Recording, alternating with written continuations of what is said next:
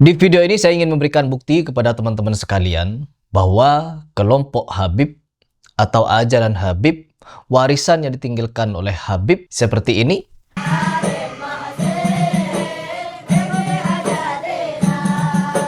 Ente ngikuti Al-Quran tapi nggak ngikuti Habaib, ente juga sesat. Sampah. Itu bukan hanya 1-2 kali para habaib mengajarkan kepada umat Islam di Indonesia untuk minta-minta hajat kepada orang yang sudah mati di kuburan. Dan kuburan kami itu semua bisa menyelesaikan segala permasalahan. Penjual agama! Buktinya sudah sangat banyak ajaran mereka minta-minta kepada orang yang sudah mati. Salah satunya di video ini. Ada satu video yang di-share oleh netizen untuk saya memberikan pembahasan Habib memberikan ajaran minta-minta ke kuburan. Sampai diposting di media. Ngeri lah pokoknya.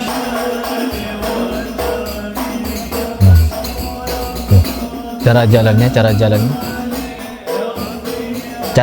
itu memang begitu apa? Apa gak bisa jalan biasa saja? Jalan seperti orang biasa coba jalan. Apa gak bisa? Apa memang harus begini jalannya? Ganti warna teman-teman, putih.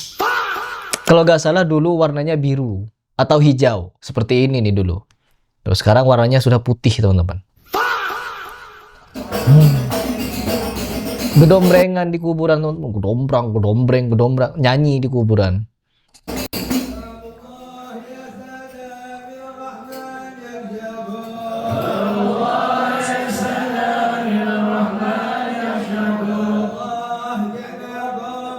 Mimpin. Jadi si Habib bocil ini mimpin untuk minta-minta di kuburan. Setelah bapaknya diwariskan ke dia untuk ngajak umat minta-minta ke kuburan. Minta-minta kepada dia yang sudah mati itu, yang mengajarkan itu. Tertulis jelas di captionnya nih, sama yang posting, istajab du'ana ya habibana. Kabulkan doa kami ya habibana. Bukan ke Allah lagi teman-teman. Ajaran Habib. Ajaran Habib yang begitu bobrok, rusak, gak tahu mau dibawa kemana umat ini. Oh tahu dibawa ke kuburan. Minta-minta, jadi Tuhannya mereka di kuburan teman-teman. Di situ Rasulullah menyampaikan, apakah engkau nggak tahu bahwa ziarah ke makam anakku Abdullah bin Alwi Al-Haddad ini bisa mengabulkan 70 hajat. Penjual agama, penipu, pendusta, penjual agama.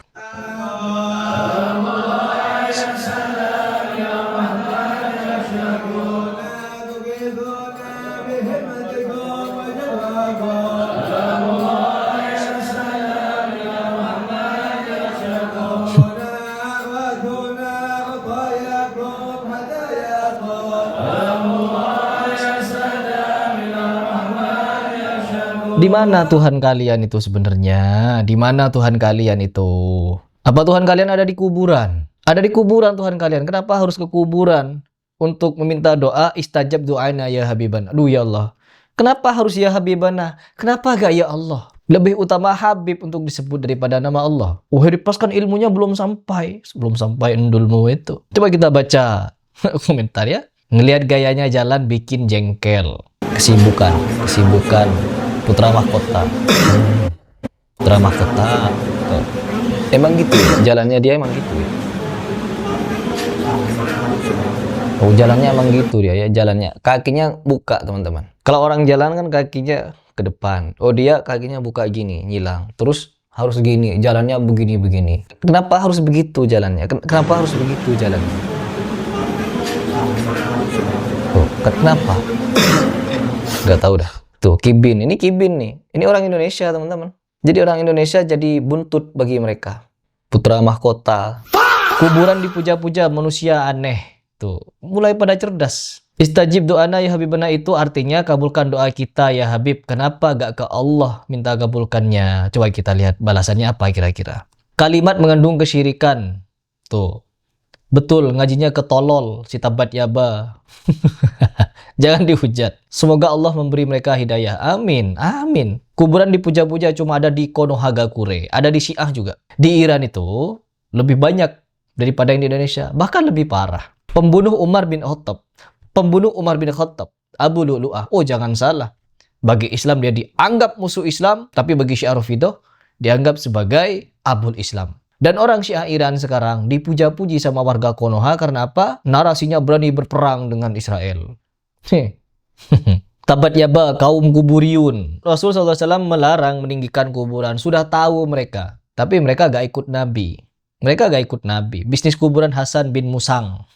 Aduh ya Allah. Kok minta dikabulkan doa ke Habib? Ya, kistur kepala, dangak sombong, jalan lagu-laguan. Udah kayak Fir'aun.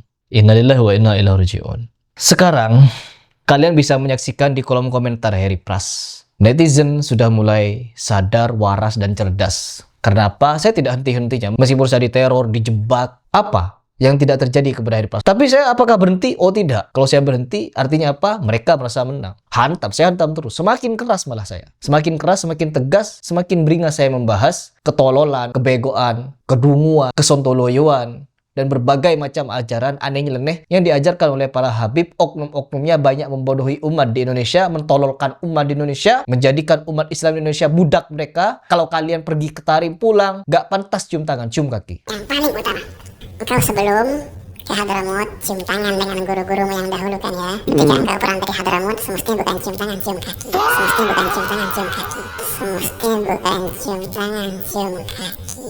Semestinya engkau lebih beradab dengan guru-gurumu yang dahulu. Dan apakah itu hanya sekedar ucapan? Oh tidak. Diterapkan, dipraktekkan.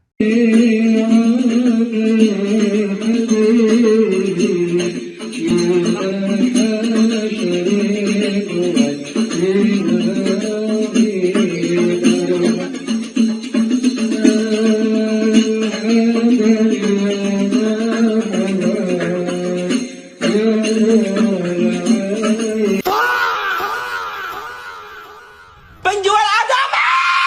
Akhirnya direalisasikan itu. Kurang bukti apa bahwa ajaran Habib ini banyak aneh nyelenehnya dan banyak membuat umat seolah-olah menjadi budak mereka. Ke kuburan bukan mendoakan yang mati, minta kabul hajat di kuburan. Nabi SAW mengajarkan kita untuk berziarah ke kuburan bukan untuk minta hajat di kuburan, tapi untuk mendoakan orang yang sudah mati. Mereka itu butuh untuk didoakan karena mereka sudah tidak bisa berdoa. Mereka butuh doa kita. Dan kita ke kuburan bukan cuma untuk mendoakan mereka, kita juga butuh. Untuk apa? Mengingat kematian, melembutkan hati. Kita juga akan mati seperti mereka. Itu yang dianjurkan oleh Nabi SAW. Bukan datang kuburan, istajab du'ana ya habibana. Enggak. Mana ada Nabi Muhammad SAW datang ke kuburan Nabi Ismail, minta hajat di kuburan Ismail. Kalau ada kisah Nabi SAW pergi ke kuburan Nabi Fulan, Nabi Fulan, Nabi Fulan, lalu minta hajat di sana, oh kita akan jadi orang terdepan mencontoh itu. Tapi karena tidak ada teman-teman, artinya apa? Bukan ajaran Nabi minta ke kuburan itu. Tapi kenapa para habib yang mengaku dalam tubuhnya mengalir darah Nabi SAW, mereka sangat rajin datang ke kuburan sampai mendoktrinkan kuburan bisa kabulkan 40 hajat.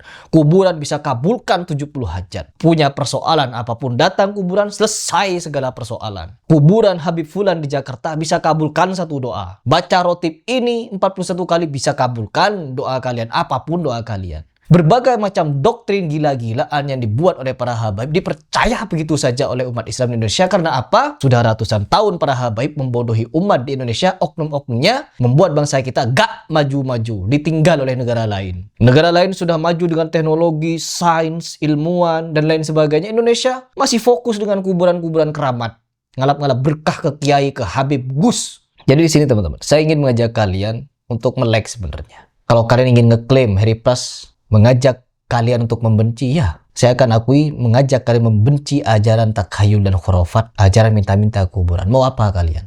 Saya mengajak umat untuk terpecah belah. Terpecah dari apa? Terpecah belah daripada orang yang mau minta-minta kuburan sama orang yang mau minta langsung kepada Allah. Kalian mau minta kepada kuburan, silahkan. Saya juluki kalian sontoloyo. Tapi saya mengajak orang untuk minta langsung kepada Allah. Silahkan. Kalau kalian ingin juluki saya sontoloyo karena mengajak orang meninggalkan minta-minta kuburan dan minta langsung kepada Allah, silahkan bikin videonya. Bebas. Ya, bebas. Tapi selamanya saya akan tetap membahas hal ini sampai akhirnya ajaran-ajaran seperti ini ditinggalkan oleh kebanyakan umat Islam di Indonesia yang sudah ratusan didoktrin dengan ajaran minta-minta ke kuburan oleh para habaib. Ingat itu.